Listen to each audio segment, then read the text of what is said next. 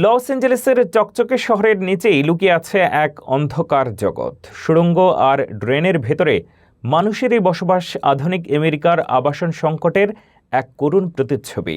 Crore crore dollar খরচ করেও প্রশাসন যখন ব্যর্থ, তখন এই সুড়ঙ্গ জীবন কেবল দারিদ্র্য নয়, বরং এক গভীর সামাজিক ক্ষতকে আঙ্গুল দিয়ে দেখিয়ে দেয়। 2026-এর এই বাস্তব আমাদের মানবিক হওয়ার ডাক দেয়।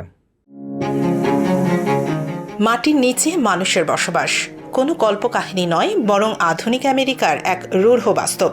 সম্প্রতি লস অ্যাঞ্জেলেসের ক্যানোগা পার্কে ভূগর্ভস্থ ড্রেন ও সুড়ঙ্গের ভেতর গড়ে ওঠা এক বিশাল গৃহহীন বস্তি উচ্ছেদ করেছেন নগর কর্তৃপক্ষ।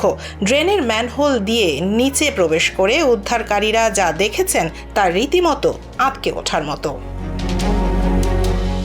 অন্ধকার সুড়ঙ্গের ভেতর আবর্জনা আর মানববর্জ্যের স্তূপের মাঝেই মানুষ ঘুরে বের করেছে মাথা গোঁজার ঠাঁই।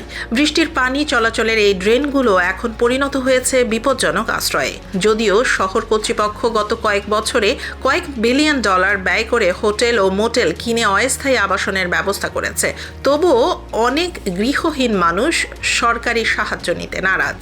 তারা প্রকাশ্য রাস্তার চেয়ে মাটির নিচে এই অন্ধকার জগৎকেই বেছে নিচ্ছে।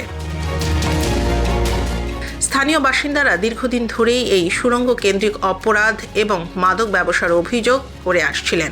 লস অ্যাঞ্জেলেস কাউন্টি 2020 সাল থেকে প্রায় 2.6 বিলিয়ন ডলার খরচ করেও ওই বিশাল গৃহহীন জনগোষ্ঠীর আবাসন সমস্যার সমাধান করতে হিমশিম খাচ্ছে।